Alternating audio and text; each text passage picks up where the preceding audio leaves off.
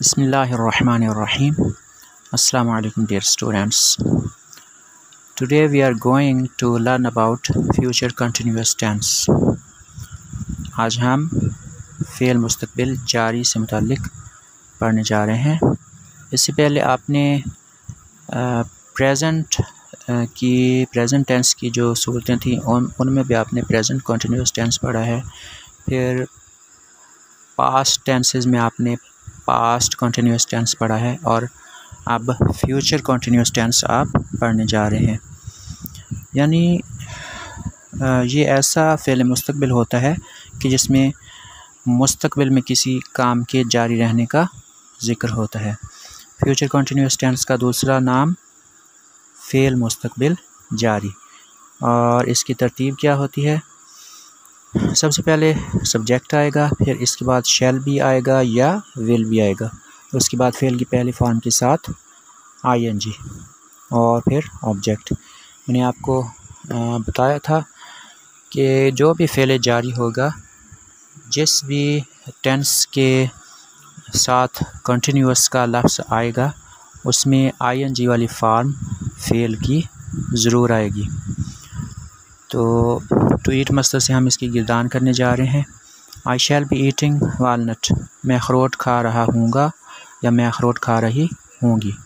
We shall be eating walnut, हम अखरोट खा रहे होंगे या हम अखरोट खा रही होंगी।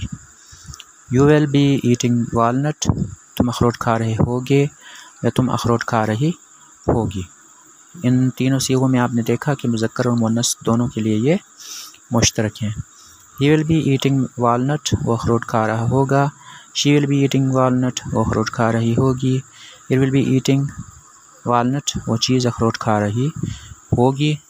और they will be eating walnut, वो अखरोट खा रहे होंगे या वो अखरोट खा रही होंगी। अब हम इसी फ़ेल की गिरदान टू ड्रिंक मस्तर से करेंगे। आई शैल बी टेकिंग टी, मैं चाय पी रहा हूँगा या मैं चाय पी रही होंगी। We shall be taking tea, हम चाय पी रहे होंगे या हम चाय पी रही होंगी। You will be taking T, तुम चाय पी रहे होगे या तुम चाय पी रही होगी। He will be taking T, वो चाय पी रहा होगा। She will be taking T, वो चाय पी रही होगी। It will be taking T, वो चीज़ चाय पी रही होगी। और they will be taking T, वो चाय पी रहे होंगे या वो चाय पी रही होंगी। अब इसमें आपने जो it will be taking T वाला जुमला देखा है, तो आपको ये जो ऑन द ग्राउंड रियलिटी उसके ख़िलाफ़ नज़र आ सकता है, लेकिन हम कितनी ही बातें करते हैं कि जिनका ग्राउंड रियलिटी से कोई ताल्लुक़ नहीं होता। बाज़ दफ़ा हम कुछ फ़र्ज़ कर रहे होते हैं, बाज़ दफ़ा मसलन किसी चीज़ की हमें आप बीती लिखने को कहा जाता है, तो हम वहाँ पर एक बेजान चीज़ की आप बीती इस तरह से लिखते हैं कि उसको सारे वो काम करते दिखाते हैं जो एक इंसान करता है, या ऐसे जज्बात उसके साथ मंसूब करते हैं जो एक इंसान और ज़ी शऊर मखलूक के हो सकते हैं।